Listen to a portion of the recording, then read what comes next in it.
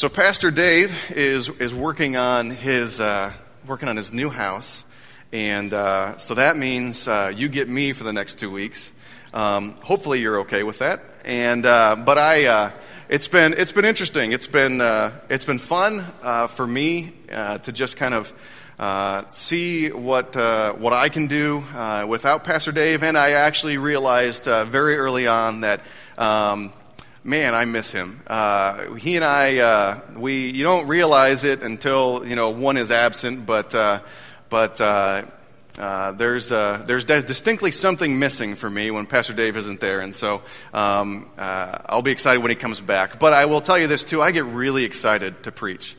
I get really excited to share what God has laid on my heart and what God is doing in my life and what I'm learning. And so while I miss him, I kind of relish the moments where he says, "Hey, why don't you preach this Sunday?" Because I really enjoy that. I really look forward to it. And so, as you may have noticed from the screen and also in your notes, we're going to be in John chapter 9, continuing our series in John chapter 9. And if you're using the Bible that's there, provided for you under the seats in front of you, it's going to be on page 566. It'll be page 566, John chapter 9. And, maybe you've known someone like this. Maybe you've been this way yourself. But have you ever met someone or known someone or seen someone who is what we would maybe call blinded by love? Blinded by love, where the person that is the object of their affection has absolutely no flaws. Right? They are completely blind to all of those things because they love them so much. And they're perfect. And if you talk to that person, they are really the epitome of perfection in human form. Because people are, maybe you've seen it happen. Maybe it's happened to you. Somehow you become convinced that there is nothing wrong with that person. And you think, watching this person, how can you be so blind? Nobody is perfect.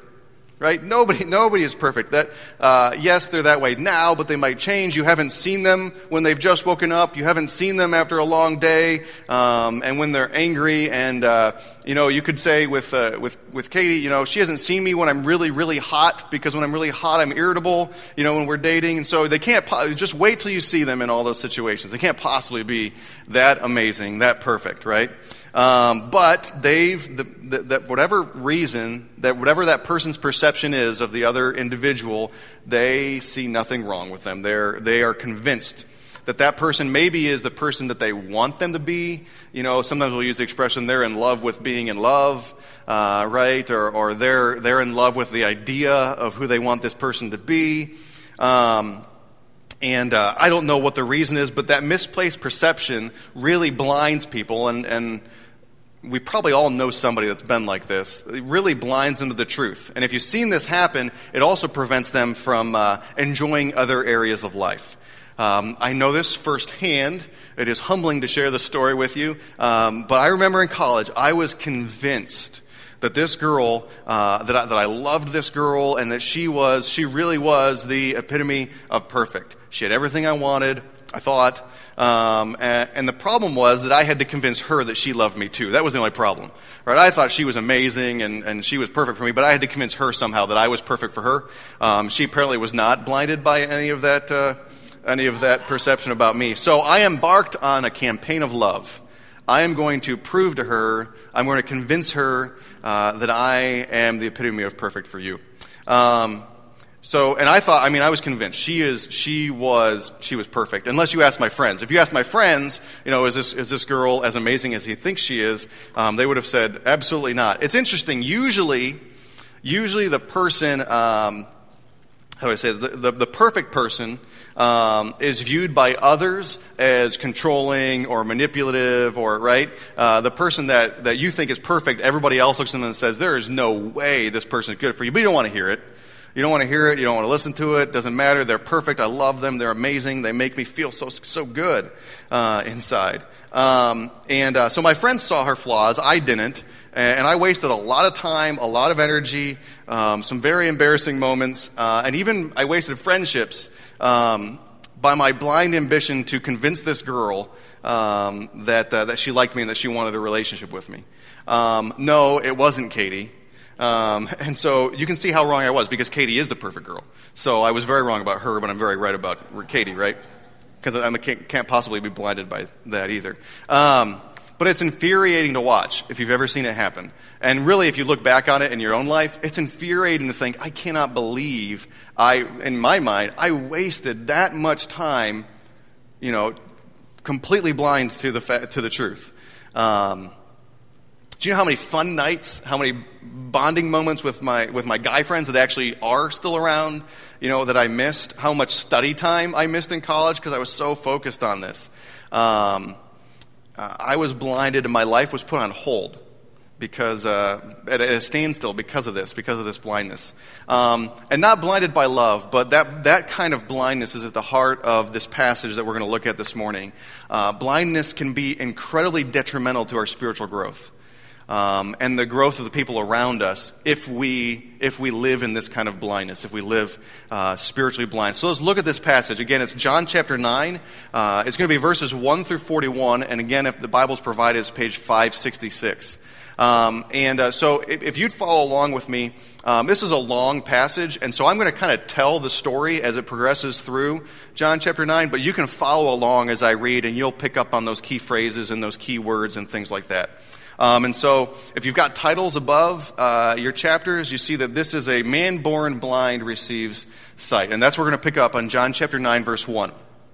So Jesus passes by a man who is blind. Now, verse 1 shows us that he was not blinded. This was a man who was blind from birth. He's been blind his whole life, and he's an adult now.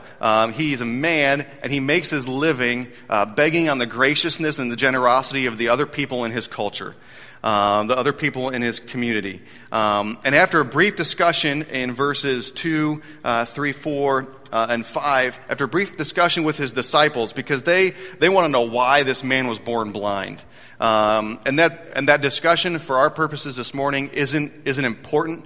What is important is to remember that this man has been blind his entire life. He didn't lose his vision. He is a blind man. And so Jesus bends down in verse 6. It says, when he had said these things, he had this discussion with his disciples. He spat on the ground and made clay with the saliva, and he anointed the eyes of the blind man with the clay. So after this discussion, Jesus bends down. He mixes some dirt with his saliva to make a clay, and then he spreads it on the man's eyes. And it's not as gross as you might think it is, although it sounds kind of gross, right? Right? It sounds like a fairly gross situation. But the guy couldn't see, so how would he know, right? But it's not as gross as we think it is. That was a common soothing method back then. In fact, it sounds gross, but saliva in the Jewish culture was believed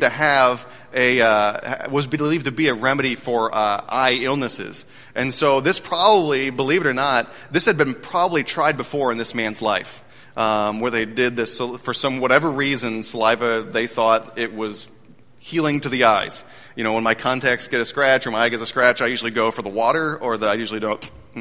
But back then, that's what it was believed. It was thought to be a natural remedy for the affliction of the eyes. And so this is probably not the first time this has happened to this guy before, where someone's trying to help him out, and spits in their hand and then wipes it on their eyes, which I feel like would be insulting, but that's how they did it back then. And so then Jesus gives him these instructions. He says, you need to go wash. This is in verse 7. He said to him, go wash in the pool of Siloam. And that's translated sent. And so he went, washed, and he came back seeing.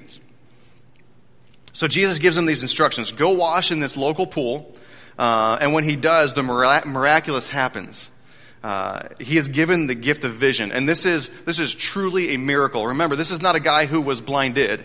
This is a guy who has been blind since birth. When he was born, the things were not completed in his eyes to give him the gift of vision, to make him see. The eye alone contains 137 million contributing cells that send messages to the brain to make you see. 137 million cells that enable you to see, to form the image that you're looking at. And those cells are divided into 40 different subsystems, each doing a different thing, each doing a different job, like the retina, or the optic nerve, or the lens, and there's some things I've never even heard of when I was reading about this that make up the eye. And together, for you to see properly, each subsystem, all 40 of those, all 137 million cells, work in perfect harmony for you to see what you're seeing. To interpret 1.5 million pulse messages every millisecond is what your eyes are interpreting. 1.5 million pulse messages every millisecond. I don't even know what that means. That's a lot. That's what I know. That is a lot of messages happening very fast for us to see even this morning. And Jesus causes all of this to happen for a man for his whole life has been blind. That system has not worked his entire life. And in one instant, millions of rods and cones that make up the eye begin interpreting and allow him to see. That is a miracle.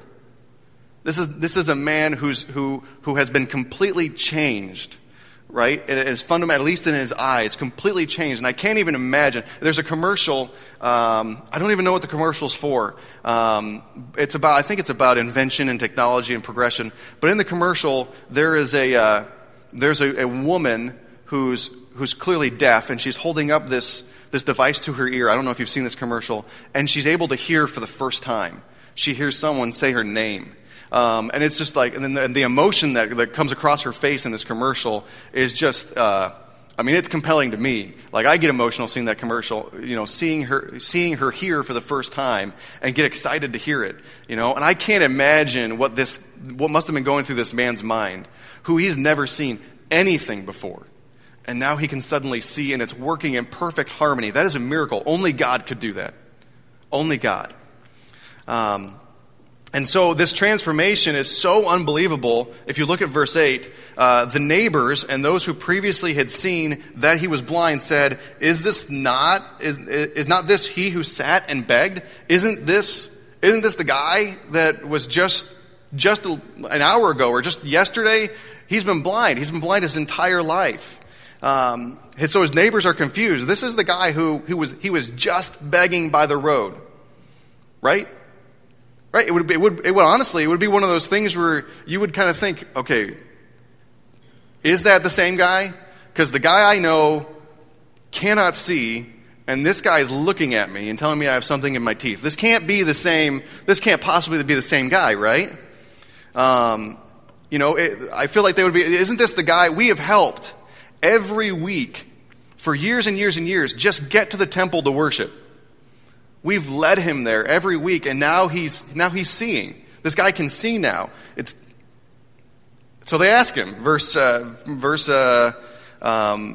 Therefore they said to him, "How were your eyes opened?" So they decide, well, hey, you're supposed to be blind. How in the world can you see? How in the world are you able to see? And so he answers based on what he knows. Verse 11, he answers and said to them, "A man called Jesus made clay and anointed my eyes and said to me, 'Go to the pool of Siloam and wash.' So I went and washed, and I received sight." And so he answers based on what he knows. He said, "There was a man named Jesus." Notice he doesn't say the Christ. A lot of times when you see Jesus' name in the New Testament, you're going to see people call him Jesus the Christ, because Christ means Messiah or Savior. And so that would be an indication that they believe that he is the Savior that has come to save, in their belief, the Jewish nation. Notice he doesn't call him the Christ. He just calls him a man named Jesus. So he says, he anointed my eyes like others have before. He's doing the same thing other people have done before. And he tells me to go wash it off. And what I did, I can see. And when they asked him where this guy was, he said, verse 12, they said to him, "Where is he?" And he says, "I don't know." They asked him where he was. He says, "Look, I don't know. I didn't see him.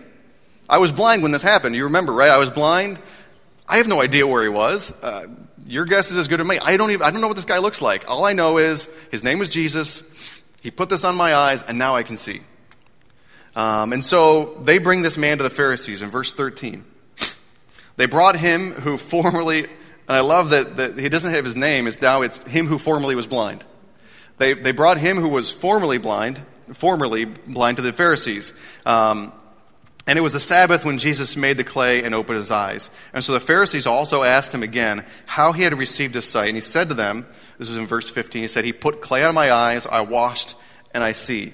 So they bring him to the Pharisees. The Pharisees are the religious experts in this day. And they take him to the Pharisees, and the Pharisees ask him the same question. And he answers them in the same way. Look, clay, wash, vision. I don't know what else I can say. This is all I know that happened. Clay, I washed, and now I'm able to see. Now the Pharisees, the Pharisees know who Jesus is. They've dealt with him plenty of times before. See, this guy, he didn't say the Christ, which means he doesn't know who Jesus is. He just knows it was a guy named Jesus, which is a very common name for this time anyway. So he doesn't know who Jesus is. He doesn't know the history that the Pharisees have with Jesus. But they have dealt with him before. In fact, just either the day before or 2 days before, the timeline is a little bit unsure, but just a day before, they came very close to stoning Jesus. If you look at the end of chapter 8, verse 59, they picked up stones and they were ready to kill him. They had come very close to stoning Jesus, and their problem with Jesus is if you look through the New Testament, their problem is that Jesus breaks a lot of their rules. He breaks a lot of the rules that the Pharisees have established for themselves to make sure that they stay religious, they stay holy, they do everything right.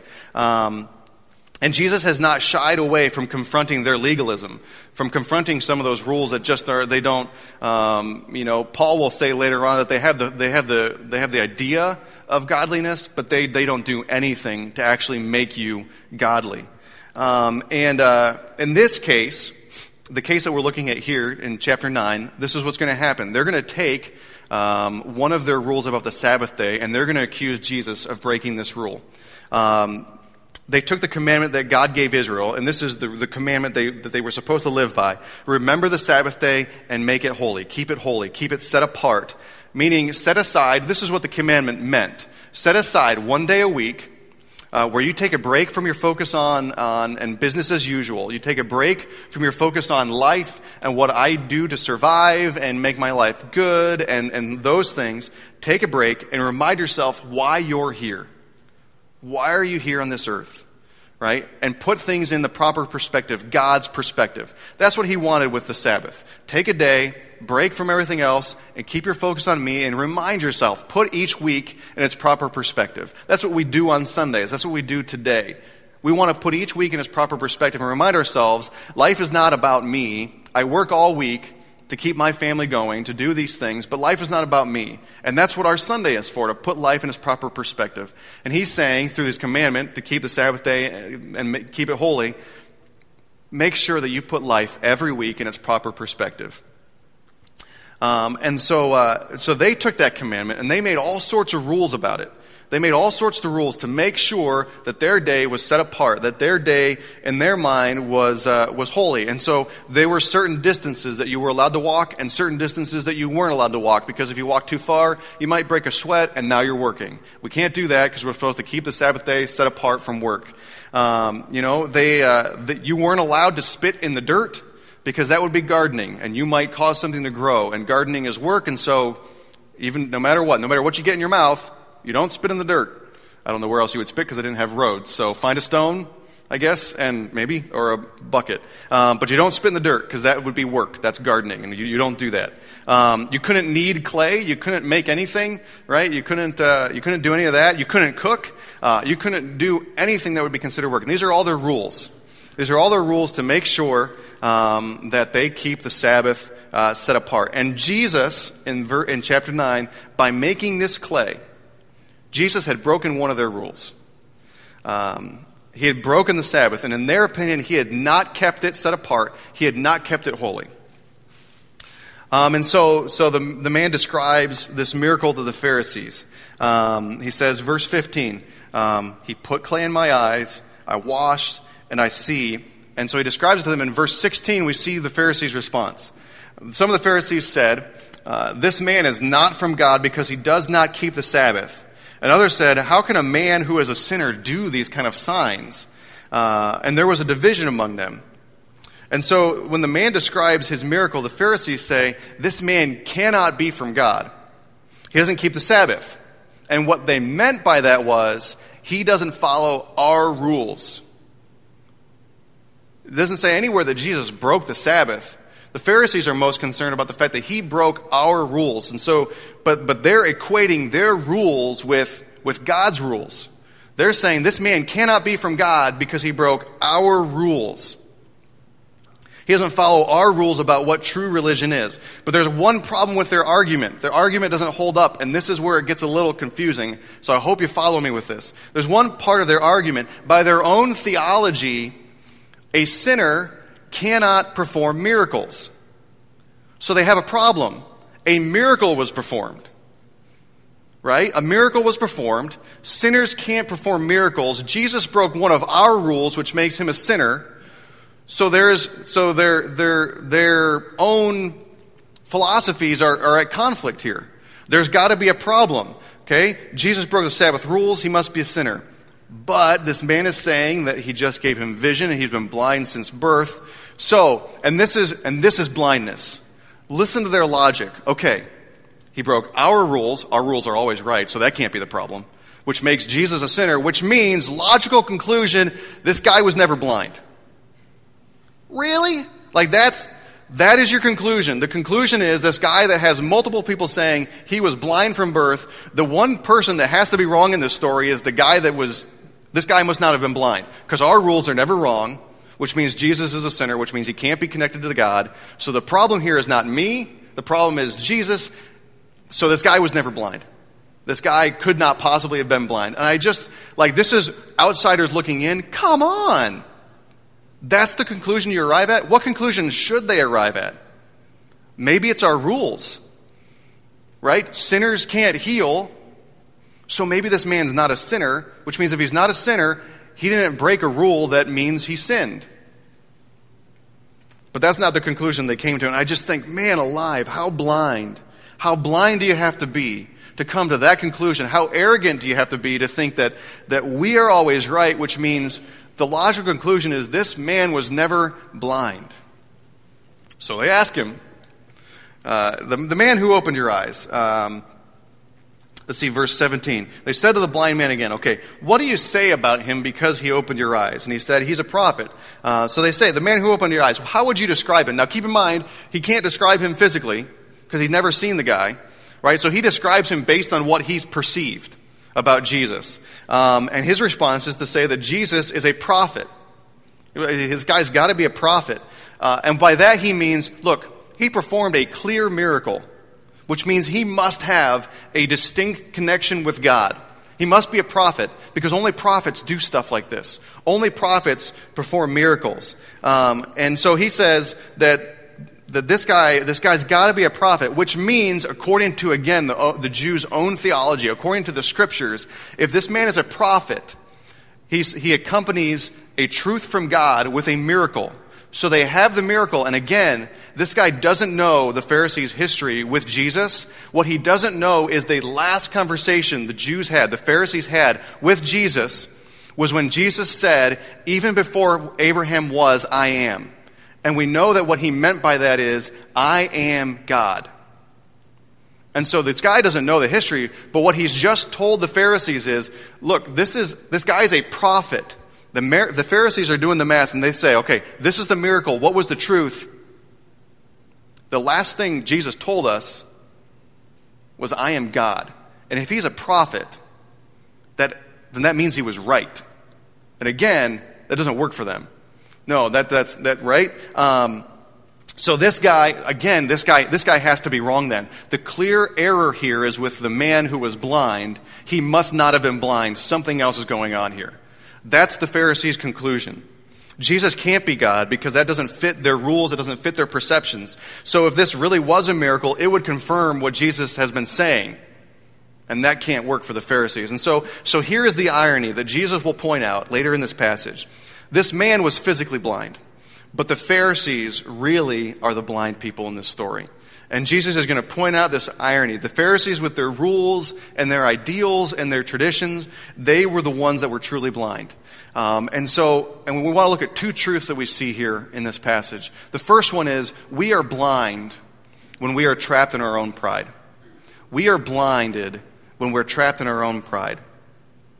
And this is a pride that says, look, I have this figured out. I know all the answers. It's the idea that I am self-sufficient. I don't need anybody else to give me any sort of help. I don't need anybody else to give me any sort of information that might change my thinking. I don't need my thinking changed. I know the right answer. I know how this is going to work out. I've lived my life this way for a very long time, so I don't need anybody else. I don't need any other answers. Everything that happens, in this case spiritually, we're blind when everything that happens has to meet our standards. Well, I know this to be true because it's what I've thought of this has been true for me. This has always worked for me, so it's got to be the right way to do it. And we are blind if we think that that's always the truth. If we think like the Pharisees that our rules are equal to God's rules. He didn't break the Sabbath. They just made up those rules so that they could ensure that they kept it holy. But at some point in their history, their rules became the same as God's. It became a sin to break their rules. We're blind if we think that what happens has to fit our idea of God and religion. No, what we do has to fit God's idea of religion and what God expects. Mary, in Luke chapter 1, verse 51, Mary describes this, the same exact idea in saying that God has scattered the proud in the imagination of their hearts. He's trapped the proud inside their own hearts, inside their own imaginations. Pastor Matt Chandler, in his book, To Live as Christ, to Die as Gain, he says it this way. He says, they're locked up in the prison of their own prideful hearts. They're locked up in their pride, and it is a prison, and it traps them. They're scattered in that imagination, that idea, that thinking that I have all the right answers, and you cannot change my mind. And Mary says it's scattered them. And Paul, in Philippians chapter 2, he says it like this. He says, everybody seeks their own, not the things which are of Christ Jesus. The thing that is most important to me is that everything fits into my way of thinking. And if it doesn't fit into my way of thinking, then it must be wrong. And think of how wrong the Pharisees were in this situation. It didn't fit into their way of thinking, so they're telling a man that he was never blind. That's proud. They are very clearly locked up in the imagination of their own heart and their own mind. The proud are blind because they only see what they want. And they only see what they've decided to be right, to be true. And they're blind to what Christ is actually trying to do. Can we put all that aside for a second and just look at this and say, Christ changed this man's life. He was blind. Now he sees. That is a huge moment in this man's life. Talk about a Debbie Downer. Oh, you were never blind. They're blind to see what Christ is doing. And sometimes we get so caught up in what we think is the right way, or we think is correct, or we have the answers, or we don't want to be told that we're wrong. We might know we're wrong, but we don't want to be told because we don't want to change. And we miss out on what Christ is doing. We miss out on what the lives that are changing around us. We don't get to be a part of that because we get trapped in our own pride, and our life doesn't change. We don't change because we're trapped in our own imagination thinking that I have all the answers, or I know in this situation what is right and you can't change my mind. And sometimes we approach the Bible like that. We approach the Bible saying, daring God, change me, change my opinion, prove me wrong. Man, blind to what Christ is actually doing. And the Pharisees have blinded themselves in this passage. Listen to the description of what being trapped in your own imagination is like. This is again an excerpt from Matt Chandler's book, To Live as Christ, to Die as Gain. He says this, one of the dangerous problems of this is that we'll never really be able to deal with the sin in our lives because we're always finding its source in other people instead of looking deep in ourselves for the true issue. Always finding its source in other people instead of looking deep in ourselves for the true issue. Tell me that doesn't sound like the Pharisees. We're not the problem. You're lying about being blind. They don't want to confront and look deep in themselves and see that, no, legalism is a big issue for you. The problem can't possibly be within. Jesus in the past has pointed out their legalism as sin, but they show their blindness in clearly finding the problem with everyone else but themselves. It's so dangerous to be trapped in our own pride, in our own self-sufficiency or our own self-answers. It is spiritually blinding. Maybe that sounds like you. In fact, if you just thought, oh, that sounds like so-and-so, you're the one that's blind. Because you're always finding its source in other people. They're the problem. They're the one that's wrong. I'm not wrong.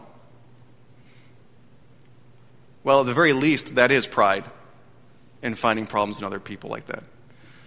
And instead of looking deep in yourself for the true issue, why do I feel that way? Why am I resistant to what God is clearly trying to do in other people's life? Or maybe why am I resistant to what God is clearly trying to do in my own life? Well, we're trapped in our own pride. So let's follow the story further as it goes. So verse 18, the Pharisees, clearly this man was not blind. And so the Pharisees they find his parents. Verse 18, the Jews did not believe concerning him that he had been blind and received his sight until they called the parents of him who had received the sight, and they asked them, saying, is this your son who you say was born blind? How then does he see? Verse 20, his parents answered them and said, we know this is our son, and yes, he was born blind. By what means he sees now, we don't know. Or who opened his eyes, we don't know this. You ask him. He's a man. Ask him. He'll speak for himself. And his parents said these things because they feared the Jews. The Jews had agreed already that if anybody confessed that Jesus was the Christ, he would be put out of his synagogue. And so that's why his parents said, he's of age, ask him. And so they find his parents. Is this really your son? The son that was born blind? And if it is, how is it possible that he sees now? And their response is, yes, this is our blind son. But we have no idea how he is actually able to see right now. You'll have to ask him. And at this point, the Pharisees, in their blinding pride, are now doing damage. They're not just hurting themselves, but now they're doing some damage. Because they make it clear, and we see that in the parents' response in verse 22. They made it very clear, if anyone admits that they believe that Jesus is the Christ, which means the Savior, then they wouldn't be allowed in the synagogue to worship. And so now they're doing damage. Now they're actually hurt. They are getting in the way of lives being changed. Not just theirs, but others. And so the parents are scared.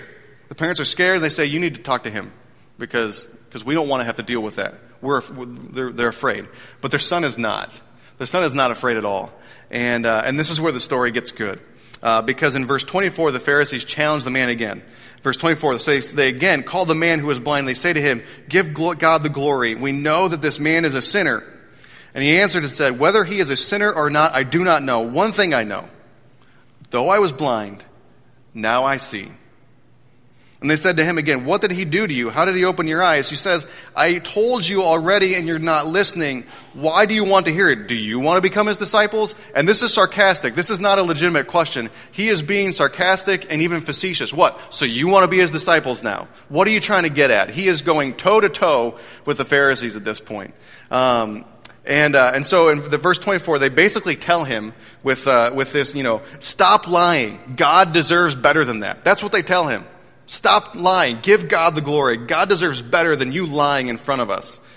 That man, a sinner, couldn't possibly have given you sight.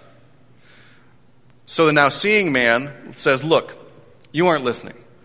What do you want me to say? I don't know if the man was a sinner. This is what I know. I was blind. Now I'm not. Then he sarcastically asks, do you want to be Jesus' disciples too? Which really strikes at their pride. Which really goes to their pride. But this is significant because in that statement, become his disciples too. You see what happened in this man's life? His perspective has changed. Do you want to be his disciples also along with me as well? What he's doing is he's identifying himself now as a disciple of Jesus. And I think he's beginning to realize this is Jesus the Christ. Do you want to be his disciples too? So he's identified himself in front of the people who want to kill Jesus. or at least arrest him for life, that he is now a follower of this man. And the next things that the man says give us an example of true spiritual sight. And we want to look at that in verse 30. The man answers again, because they are just not willing to accept this. The man answers and says to them, "Why this is such a marvelous thing to you, that you do not know where he is from, yet he has opened my eyes. Now we know," verse 31, "we know that God does not hear sinners. But if anyone is a worshiper of God and does his will, he hears him." Verse 32, "Since the world began, it has been unheard of that anyone opened the eyes of one who was born blind. If this man is not from God, he could do nothing."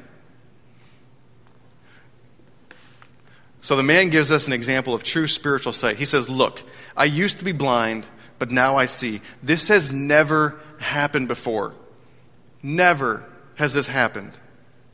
If Jesus wasn't connected to God, this is not possible. Your math is wrong.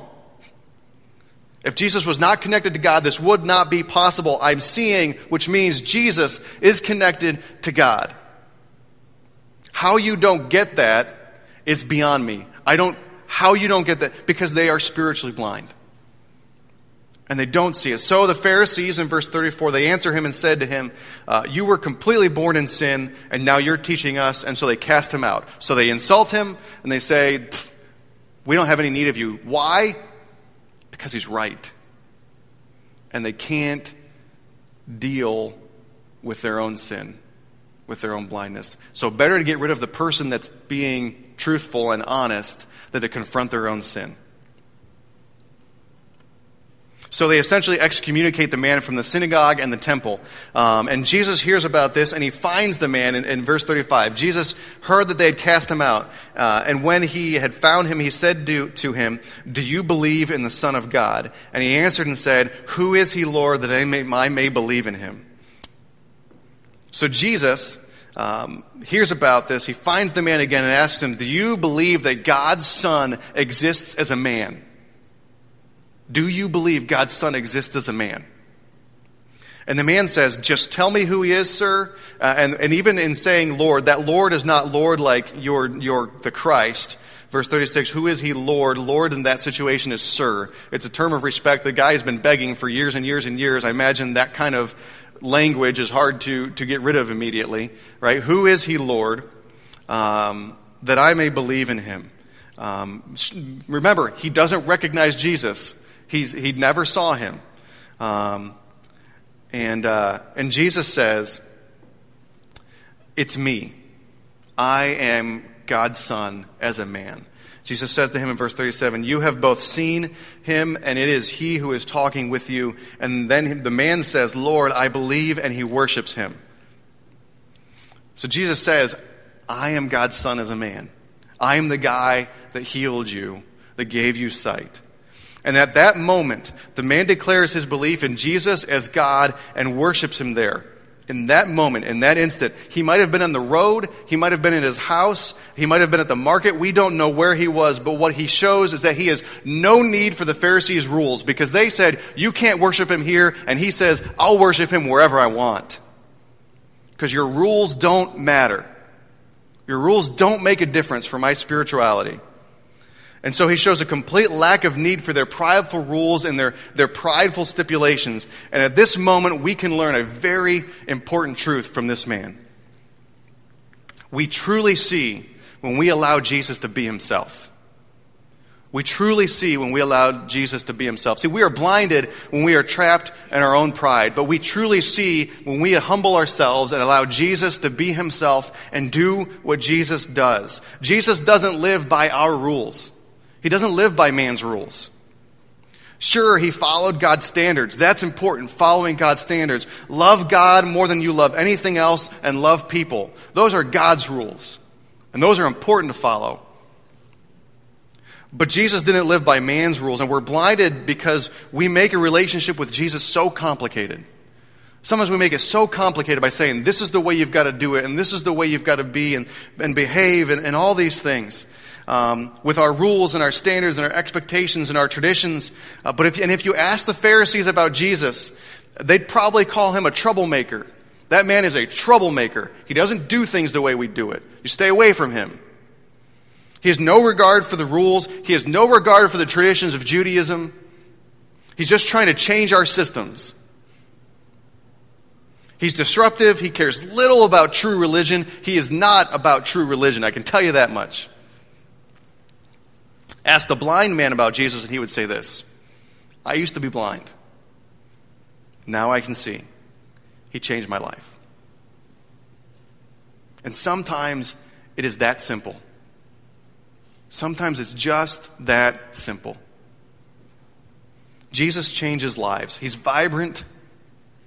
He's exciting. He is life-changing. And he doesn't always follow our logic. He doesn't always follow our expectations or our imaginations. But when we allow Jesus to be himself, we allow God to do his work, his purposes, without our prideful limitations. When we let that happen, lives change. When we get out of the way with our own imagination and our own limitations and say, that's not possible, God couldn't possibly do that through that person, or that person couldn't possibly be in a deep relationship with God because they don't do this, or this. When we step out of the way, we might see God is changing their life. And we might realize God wants to change my life, but I've been limiting him because I think this is how. Jesus doesn't follow our own logic. God doesn't follow our logic. Imagine if the Pharisees had been there at the moment of contact between Jesus and this man. No, Jesus. You can't do that. Do not touch that clay. Don't. You can't do that. You need to follow our rules. You can't heal this man. You know what that means? That's one less life changed. Because they're in the way. Because of pride, because of limitations and their own rules. That's one less life changed. How many lives have been left unchanged because of you? Because of me? Because of my own limitations? I can't do that. I'm not capable. You can't do that. You're not allowed. I can't do that. I'm not allowed. I don't think I'm allowed to do this. How many lives have been left unchanged around you because of you? How many lives have been left unchanged because of me, because of my own prideful limitations? Because we're trapped by our own pride. Let's let God be himself. Let's let him be himself in our lives. Let him be himself in the lives of the other people around us. I would hate to get in the way of God changing lives because I've decided that my way is the best way. I don't want to get in God's way. I want God to change lives. I don't want to get in the way of God changing my life because I limit him in the pridefulness of my heart. I want him to change me. And I would be proud to think that I'm done. Paul wasn't done. Look at Philippians chapter 3. He wasn't done. Just keep pressing on. Forget what lies behind. Yeah, I changed that. There's more to change. I'd hate to get in the way of God changing my life because in the pridefulness of my heart, I'm good to go. Because I think I have my answers. We have true spiritual vision and insight when we let Jesus just be himself. And Jesus isn't predictable. He showed care to some pretty scummy people. You remember that Pastor Dave gave a sermon on how he cared more for that adulterous woman that was about to be stoned than he really gave attention to those Pharisees. That's kind of unpredictable.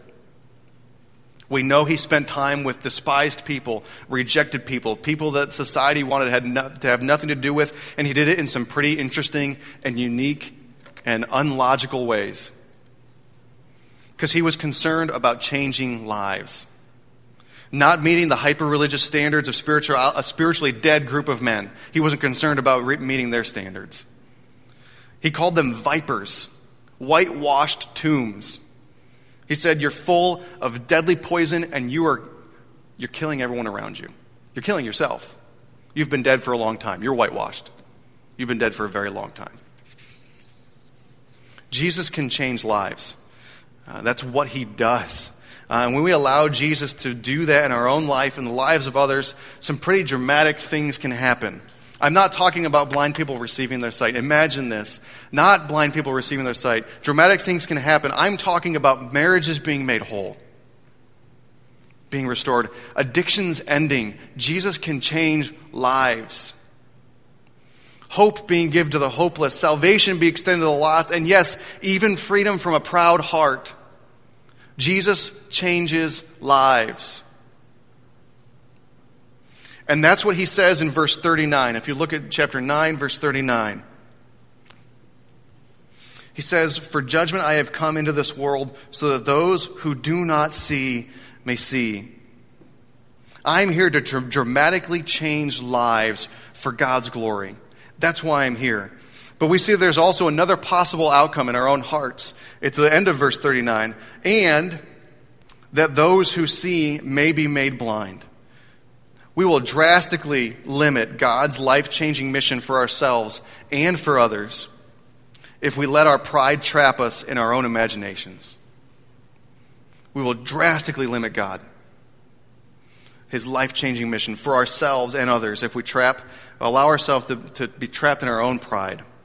We think we see. We're so proud in our systems, our solutions, our answers, where we are now, or that I don't want to be changed. I don't want to do this. I'm fine the way I am. I've survived long enough.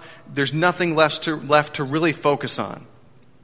We think we're self-sufficient, and we've become blinded and no longer able to experience the dynamic, life-changing relationship that we could have with Jesus.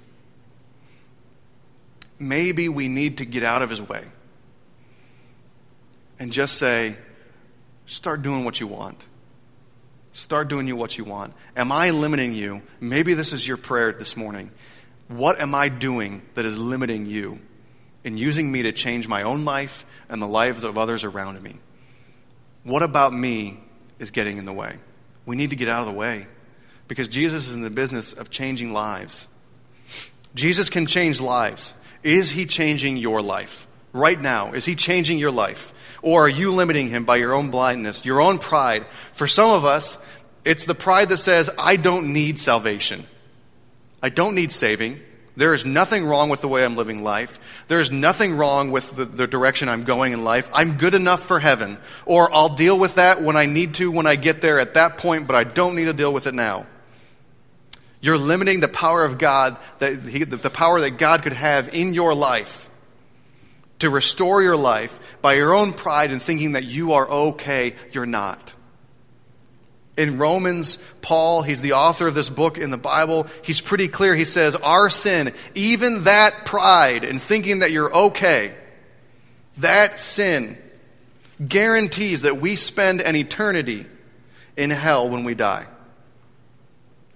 So maybe we need to start there. Breaking out of our blindness and realizing sin and hell are real. They are realities that I cannot avoid. I would love to talk to you more about that. About how to avoid those realities and how to address that very beginning decision in your life. That you need that salvation. To answer other questions that you might have about God or Jesus, email me. My email is at the bottom of those notes. Email me with your questions. Email me and say, hey, I want to meet and talk about this. We want to talk to you about that and help you start allowing God to change your life. Jesus can change lives. Is he changing your life? Or are you limiting him by your own blinding pride? For some of us, it's the pride that says, I know Jesus, I know God, and over time, I figured out how to live my life pretty well. I've got the system figured out, but is he changing you? He's in the business of changing lives. If your life is done changing, well, don't use flawed logic. You're the problem. Is he changing you? If you stop changing, something is blinding you and preventing you from changing. Jesus is in the business of changing lives, of being dynamic, of vibrant, exciting in your life. Don't you want to be part of that? Don't you want to see God changing lives? Don't you want that for yourself to constantly be changing and growing in your relationship with God? Maybe you need to remember or discover what it's like to change. To be dynamic and passionate and break all the perceived self-imposed rules and fall on your face like a chastised, outcast, ex-blind man once fell in the dust and worship God. Maybe you need to be at that point in your life where you just say, forget my rules, forget what I had done before, I just want to worship you, change me. It can happen. God can change you. He can still change you. Maybe you've been saved for a long time and you're in a rut. He can change your life. He can help. That's what he does. He's in the business of changing lives. Worship God with rawness from your heart and a fresh perspective that he has changed you. You were on a road to hell, a road to an eternity of eternal torment. He changed you. Some of you have been changed from some very serious things. You were addicted. You were depressed. You were lonely. He changed you. Did you forget what that was like? He changed you. He's changing lives. Get on board with God changing lives. Let him keep changing yours. So what is blinding you? We need to get rid of it. Because while we stay blind, God is changing lives and we're missing out. And I want to be a part of it. So let's make that this prayer, our prayer this morning. Would you pray with me about that in your own life this morning? Pray with me. God, we know you want to change lives. We knew you wanted to change lives because a lot of us felt that call, felt that response, and knew that you were calling us to accept salvation, to accept your Holy Spirit, and we allowed our life to be changed in that moment, but maybe that was a long time ago. And we've forgotten what it's like to change. We've forgotten what it's like to let your word pierce our soul and your truth say, this is who you are, this is who I am, let's get in sync. Some of us haven't even gotten to that point yet, God, and we're just trying to figure out salvation and where you fit, where we fit, and you fit in our own life. Help us change, God. Don't let us settle. Don't let us think that our way is always the best way. Don't let us be blind anymore. Help us to truly see you and allow you to change our lives and the lives of those around us. And I pray these things in your name. Amen.